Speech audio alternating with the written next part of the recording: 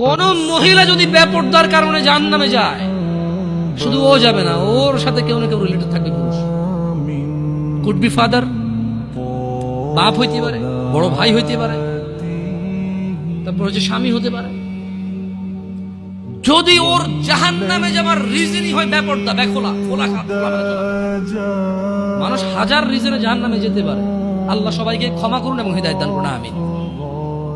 হাজারটা রিজন আছে জাহান্নামে যাওয়ার, কিন্তু যদি কোন মহিলা, এমন মহিলা যার বড় ভাই আছে, যার বাপ আছে, যার স্বামী আছে, আর ওদের থাকা অবস্থায় তার এমন একটা অন্যায়ের কারণে তার জাহান্নাম হয়েছে, যে অন্যটা হচ্ছে তার কি খোলামেলা চলাফেরা, তার জানাবা বিচারে চলাফেরা, তার বেপরদা অশ্লীল চলাফেরা, তাহলে ওই মহিলা একা জাহান্নামে যাবে না, সঙ্গে কাউকে নিয়ে যাবে।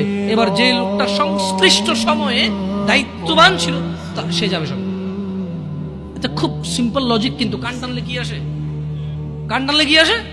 ওই মহিলা যদি সংশ্লিষ্ট রিজনে যদি জাহান্নামে যায়, সংশ্লিষ্ট সময়ে যে দায়িত্ববান পুরুষ তার অভিভাবকত্বের মধ্যে ছিল, যার উচিত ছিল তার জন্য সামর্থ্য অনুযায়ী জামা কাপড় কিনা সুন্দর দেখে, সামর্থ্য অনুযায়ী খাবার দাবার ব্যবস্থা করা, তার আর অর্থনৈতিক অবস্থার উপরে ডিপেন্ড করে, সামর্থ্য অনুযায়ী ওর কমফোর্ট জোনে রাখা হোক, সামর্থ্য অনুযায়ী যতটুকু আছে উজাড় করে দেওয়া ওর পিছনে, সংশ্লিষ্ট ব্যক্তিটার জন্য দায়ী থাকবে।